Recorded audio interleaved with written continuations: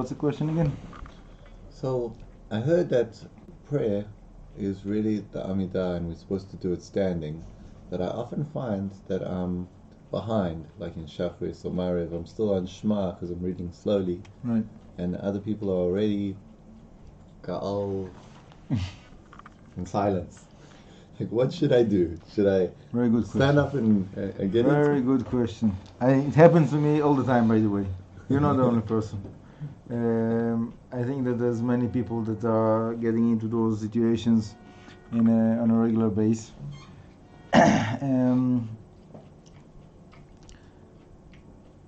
Okay, let's start with what is the halacha. Okay, generally. So, like for general halacha for the congregation of Am Yisrael. There is an obligation to pray. Okay, there is a high recommendation to pray within a congregation, within a minyan. If you can gain both, obviously it's better. If there's a contradiction, the obligation to prayer is an obligation. To be within a congregation is a high recommendation. Okay? So that's the first step. So there is people that for them it interferes, the congregation, the obligation to be with the congregation interferes with their concentration, I call it meditation, of the prayer, and then they're making all kinds of compensations of how to act. There is some people that they just don't go to Beit Knesset, they pray in their house. Okay? There is people that they go to the Beit Knesset, but they are not locking themselves exactly with the rhythm of the congregation. And once again, if somehow you can do something that you will gain both, to have also your prayer and also to be with the congregation, that's obviously will be the best. Okay. So what can you do? Not only what can a person that it takes him longer to pray, what can he do to be with the congregation? So first of all, is to look for the right minyan. For me, one of the reasons I came to Yerushalayim was because in my hometown, like they were like in 40 minutes, they would like, everything from Birkat HaShachar, from the beginning until the taking off the tefillin, it was 40 minutes. And I thought it's very quick. But in the last few years, people told me that in the States, there is matzah minyan. You know what is matzah minyan? 18 minutes. You have to finish before 18 minutes, otherwise it gets to be chametz. So this is like, the situation gets worse and worse. So you have to find the right minyan, okay? And it's not easy, because most of the minyanim, they are rushing it as much as they can. And that's, for me, it's one of the main issues that are pushing me to speak about Jewish meditation and the meaning of prayer, and to do all of those sidurim, that people will see how much there is to gain if you putting yourself in the words of the prayer and really taking it seriously. So for me, it's a big deal. Now, it depends, like what is the gap between you and a congregation. Let's say, for example, that when you start together with the congregation, they get to Gal Israel to start the Amidah, let's say 5 minutes before you. Okay? So that's easy. Just come 5 minutes before that. So should start first before them, and you jump on the horse wagon with them. When they're passing on. Is the focus to do the Amidah together? Because I also heard that it's good to say Baruch Hu together, and it's also it's all good. It's all good. But the main part is the Amidah together. So specifically the beginning of the Amidah. Now, The problem comes when the gap is much bigger. What do you do if it's 15 minutes gap? What do you do if it's half an hour gap? Like 2 minutes. So seriously, I have one of my students. It takes him. He goes to Shtibelach. You know this Shtibelach. They call it in the States a minion factory. So he goes in a minion factory, and while he's getting like one of the corners, while they're doing like 3 minyanim, he's doing his shacharit. So I also do that, and I get Birkas Kohanim twice or 3 times. Yeah, no problem. That's a good solution. That's what they made Shtibelach for. Now the other thing I find is a challenge in getting the times, like time of Shema, time of Amidah, and like before I was doing things all wrong. I was doing Baruch Hu and going to the end and then starting again at the beginning.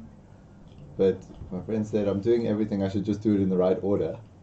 But I'm saying doing it in the right order takes me over the time of. Often will take me over the time of Kriyat Shema and Zman Tefillah into the next time. What would be the... okay, now we're getting into a different subject of like the time that you wake up, the time that you go to sleep, that are like, you know, the two ends of the night of a person, and it makes a big difference.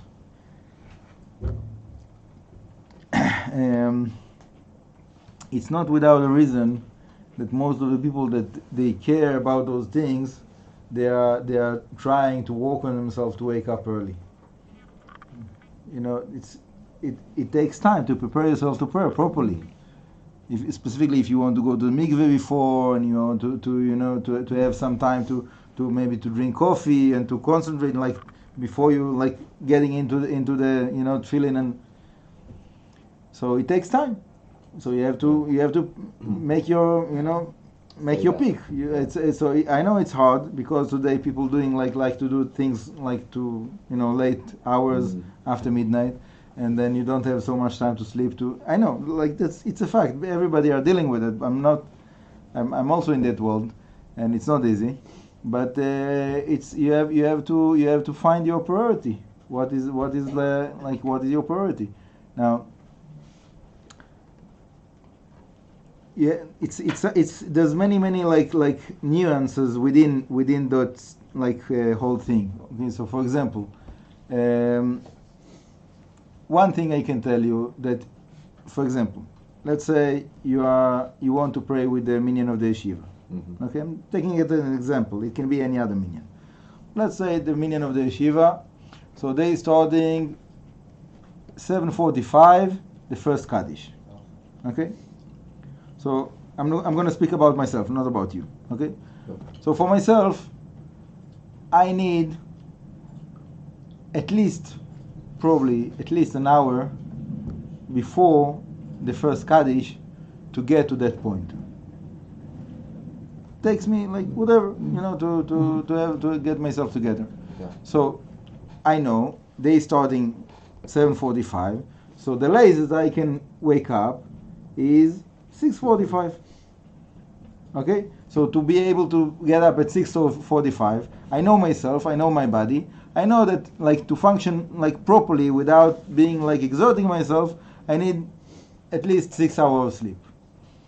So it's a simple calculation. I have to go to sleep 11:45, right? Now it's not an easy task because there's people coming and they have questions, and especially when you are married, you have children. They want your help to do homework, whatever this, that. Everybody waiting. So it is a challenge. But if that's what I have to do, so that's what I have to do. And I had a long period in my life that my priority was like very, very clear for me that I want to wake up very early. So every night, 9:30, doesn't matter what, I'm changing to pajama and I'm going to sleep. Doesn't matter who is in my house. The kids are jumping up and down, there's gas, there's this, that, all kinds of things. I don't care. I see 9:30, that's it. I'm changing, I'm going to sleep. That's it. Doesn't matter what's going to happen. Yeah, sleep is important. there is you have to make your pick. Yeah. That's life, you know. If you get to a certain point that you understand that whatever you're doing at night around midnight is more important for you than waking up in time for shacharit. Okay, so you made your pick. So you wake up later and you do whatever it is. You know, there's certain like way how to do things even if you wake up late. Okay, that's like it's another like another discussion of how to act if you wake up. For example, okay, let's say not you. It used to be a time years ago that I was like going around the yeshiva and waking up bachurim. So I did it twice. One time for the minyan, one time after the minyan for the late wake uppers. Mm-hmm. So one time there was a guy that I wake him up for shacharit. He didn't get up. Coming after shacharit, like around 9 o'clock, whatever. I tell him, listen, it's time for Kriyat Shema already. You're going to miss Kriyat Shema. He said, okay, Shema Israel, in the bed. I told him, like, what are you doing? So, like, you have to get up, wash your hands, put on tefillin. This is your Kriyat Shema. He said, look, Rabbi, if I won't say it this way, I won't say it at all. What is better? I said, okay, you're right. What can I say? You won. You got me. Right? It's right. Because the Kriyat Shema is the Oraita. To wash the hands and to do the Kriyat Shema with tefillin is the Rabbanan. So, he's right. He did Kriyat Shema with the Oraita. He didn't do it according to Rabbanan, but he did the Kriyat Shema with the Oraita. If I would tell him you can't do it this way, and he will stay in bed and he will also not do the Oraita, so he's right, you know.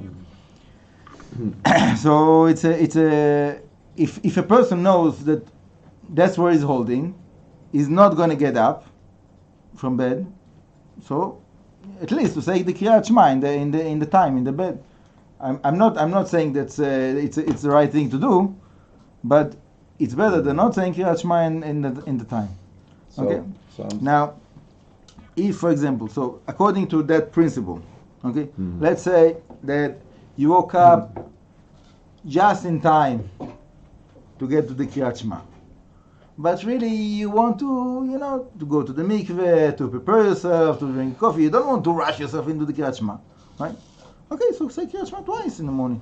So say Kriyat Shema first one time to do the Kriyat Shema in time, even though you're not ready and this and that, and then you can have a little bit more time, get yourself together, put on the tefillin, and then say Kriyat Shema with like more meditative kind of a state of mind. It's b'diavad. It's not the right. It's not like it's not. It shouldn't be like that. But if that's where a person is holding, so that's it's better than not doing those things. And there is certain section of people that bechlal they are not holding there whatsoever. So just I would tell them, whenever you wake up, just put on your tefillin and say Kriyat Shema, whenever that is. If it's 12 o'clock, 1 o'clock, 1 o'clock, whatever it is, whenever you wake up, do it. Fine. You did the mitzvah of Kriyat Shema, not the Kriyat Shema in time, but at least you have to accept on yourself the yoke of heaven with tefillin. It's also something very important. I know someone that is a very, very big rabbi that is basically staying up all night, and then after dawn he says the Kriyat Shema without tefillin, and then he's going to rest, and then he wakes up after the time of Kriyat Shema and he's starting his shacharit. Why he's doing that, I don't know, but that's what he does. So he did the Kriyat Shema in time before he went to sleep, Kriyat Shema of the morning, yeah. And when he's waking up, he's saying full shacharit with the tefillin. So it's that's like in the end of the time of prayer. Sof Zman Tefillah. Zman Kriyat Shema he already did before he goes to sleep. Now again, for me, I wouldn't say it's a good thing to do, but there is a big rabbi that's what he does. So, if someone will tell me that he's following this Rabbi, okay, that's your choice, fine. I can't say anything against it. It's bigger than me. I also find that like before I was doing the whole server, the whole pre thing before Baruch Hu, but now I've gotten things that are definitely necessary and all the other stuff, like the morning blessings, and then. So now you're asking Baruch about the Shamar, priority. and What then is the priority between the parts of the Ashrei. prayer? So also in the time that if I'm coming late, I can do morning blessings, Baruch Shamar, Ashrei, and Yishtabach, and then I'll probably be in time to start with the Sibur and continue. Is that a thing to do, or is it better to be after Zman Tefillah and do the whole thing? Okay. It's a fair question. It's hard to answer.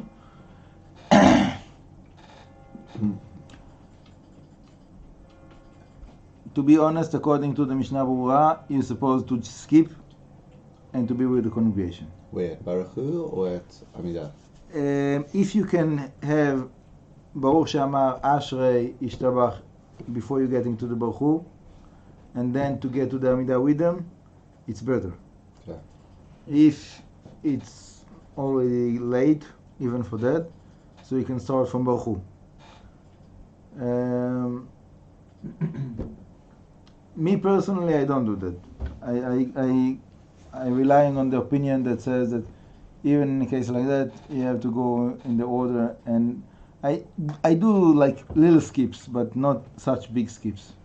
You know, there's a whatever I like. It's a little bit.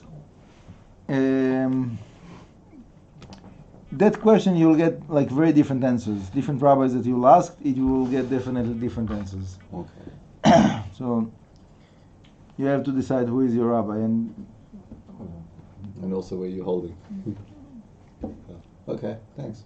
Baruch Hashem. Okay, so we already started like a questions and answer session. So if you have more questions, that's the time. My question. What were you going to talk about, Rabbi? Kabbalistic? That's a good question.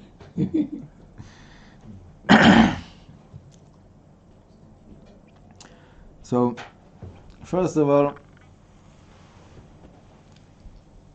in this week, I think it is proper to,